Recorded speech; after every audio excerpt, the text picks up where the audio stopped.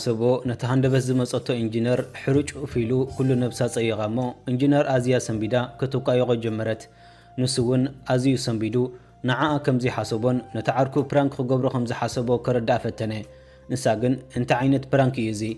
غصي كولولو لزخيل چرق بالحبن بلوتو نسخا ابجبو زصنحه صوري چرقي اوصي حبامو غصا دحر مولوال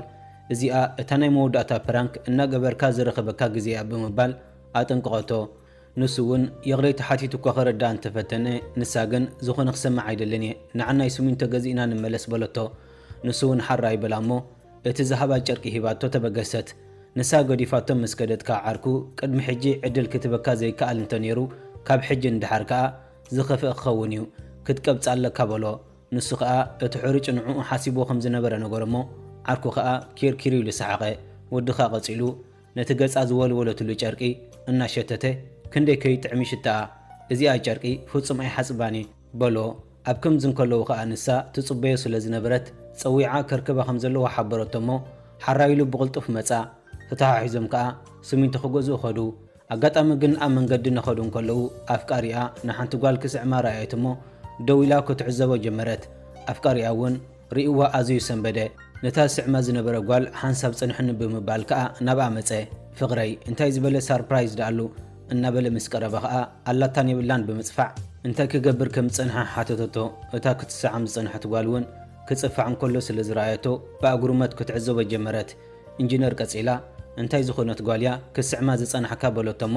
ንሱ ከአ መጀመርያ ክዝሕል ከም ዘለዋ በመንጋር ነታ ጓል ከም ዘይፈልጣን ኣብ ዓይና መንገፍኣቲዋ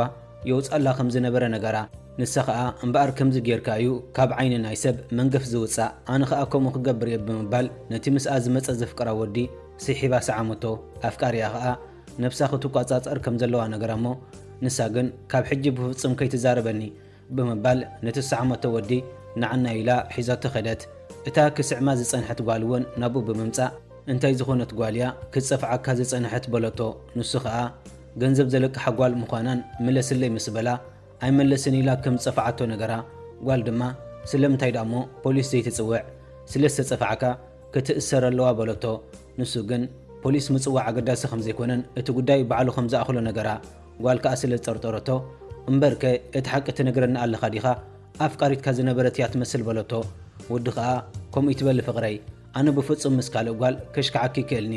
ብምባል መሓለላ ንሳ ከኣ ሃንደበት ኮይንዋ ከምኡ ከም ዝበለትን ክጭነቕ ከም ዘይብሉ ነገረቶ ንሱ ከኣ ሰባት ገንዘብ ንኸይከፍሉ ዝገብርዎ ሜላ ምዃኑን ሱቕ ኢሎም ጉዳይ ዕዳግኦም ክገብሩ ከም ዘለዎም ነጊሩ ሒዝዋ ኸደ ኢንጂነር ኣዝያ ሓዚና ናብ ጉዳያ እናኸደት እንከላ ዘፍቅራ ወዲ ዓሚቕ ትንፋስ ክትተንፍስ ከም ዘለዋን ኩሉ ነገር ክትዓራርብ ምዃኑ ብምንጋር ተስፋን ሓቦን ብምሃብ ማይ ሃባ ንሳ እውን ተቐቢላ ብምምስጋን ማይ ክሰቲ ጀመረት ንሱ ከኣ እታ ቀዲሙ ገጻ ክትውልውለሉ ሂብዋ ዝነበረ ጨርቂ ኣውፂኡ ንባዕታ ክትሕብሰሉ ሃባ ንሳ እውን ተቐቢላ ንባዕታ ክትደርት ጀመረት እሞ ወዲ ቐጺሉ ንሓደ ዘይግብኦ ሰብ ክትነብዕ ጽቡቕ ኣይኮነን በላ ንሳ ከኣ ጽቡቕ ኣለኻ ብምባል ብሕርቃን ተደፋፊኣ ስለ ሰዓመቶ የቕረይታ ሓተተቶ ንሱ ከኣ ጸገም ከም ዘይብሉን እንተደልያ ከምኡ ምግባር ክትቅጽሎ ከም ትኽእል ዋዛ ምሲሉ ከም ዝፈተዎ ነገራ ንሳ ከኣ ምስኡ እኮ ክንመርዖ ኢና ወዲእና ነርና ሕጂ እንታይ ከም ዝሓስብ ይፈልጥ የሉኹን በለቶ ንሱ ድማ እቲ ሓቂ ስለ ዝፈለጠቶ ክትሕጎስ ከም ዘለዋ ነገራ እሞ የታለን እኮ እዩ ነይሩ ኩላቶም ደቂ ተባዕትዮ ግን ሓደ እዮም ብምባል ኣመራረትሉ ንሱ ግን ተቐቢሉ ኢንጂነር ከምኡ ይትበሊ ኩላቶም ኣወዳት ሓደ ይኮነን ኣጋጣሚ ንስኺ ኣርና ሕጂ እንታይ ከም ዝሓስብ ይፈልጥ የሉኹን በለቶ ንሱ ድማ እቲ ሓቂ ስለ ዝፈለጠቶ ክትሕጎስ ከም ዘለዋ ነገራ እሞ የታለን እኮ እዩ ነይሩ ኩላቶም ደቂ ተባዕትዮ ግን ሓደ እዮም ብምባል ኣመራረትሉ ንሱ ግን ተቐቢሉ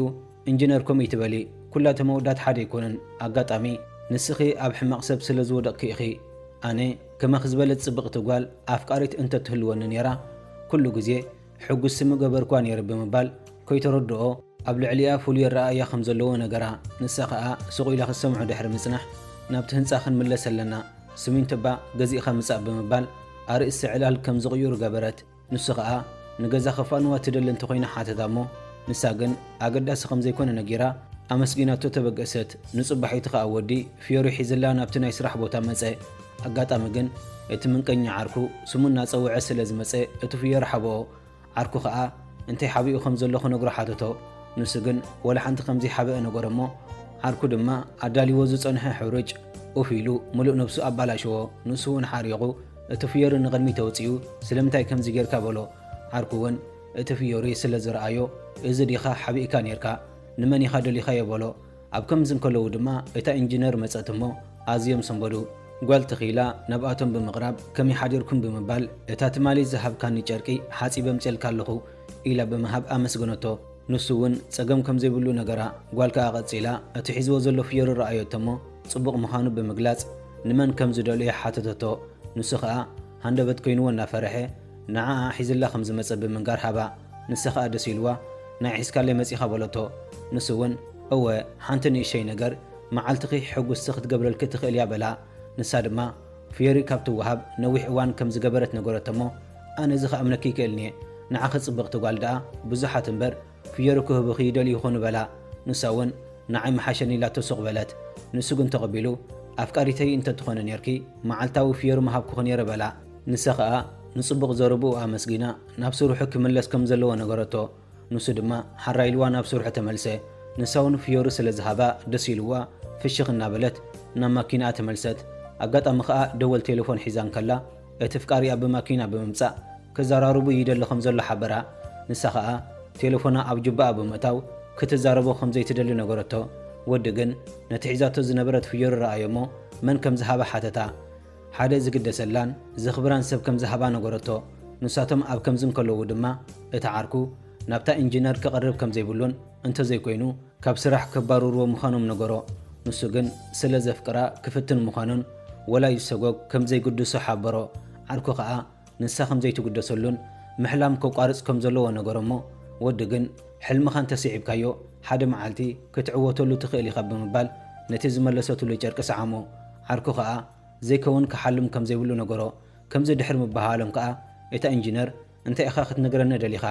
ብሓደጋየ ኣብ ከንፈራ ወዲቐ ዲኻ ክትብለን ደሊኻ ኢላ ክትዛረብ ሰምዕዋ እሞ ክዕዘብዎም ጀመሩ ኣፍቃሪኣ ከዓ ጌጉኡ ኣሚኑ እወ ጌጋ ፈፂመ ግን ከዓ ሕጂ ኩሉ ክዕርየ ይደሊ ኣለኹ እናበለ ኢዳ ሓዛ ንሳ ግን ኢዳ ፀግ እናበለት ከም ዘይትምለሶ ነገረቶ ኣፍቃሪኣ እውን ኣይገደፋን ቀለቤት ብምውፃእ እዚ ከም ምልክት ፍቕርና እየ ኣምፅልኪ ዘለኹ ን4 ዓመት ኢና ብሓደ ነርና በዚ ንእሸይ ፀገም ፍቕርና ክንከስሮ የብልናን ብምባል ክእምና ክፅዕር ጀመረ እቲ ዘፍቅራ ሰራሕተኛ ከዓ ምስ ዓርኩ ኮይኑ ክዕዘባ ድሕር ምጽናሕ ዓርኩ ንሱ ክብር ዝዋግኡ ቀለቤት ይህባሎ ንስኻኸ እንታይ ኢኻ ሂብካያ እዚ ዋጋ ሳንቲም ፍዮሪ ሂብካያ ድያ ሓራይ ክትብለካ ብምባል ተስፋ ከቑርፆ ጀመረ ንሱ ግን ንኣፍቃሪኣ ከም ዘይትምለሶ ርግፀኛ ከም ዝኾነ ነገሮ ዓርኩ ከዓ እንታይ ከም ዝኸውን ሓቢርና ክንርኢና ብምባል ምክትታሎም ቀጸሉ ጓል ሕጂ ትገብሮ ወላ ሓንቲ ትፈልጥ ከም ዘየላን ግዜ ክህባ ከም ዘሎ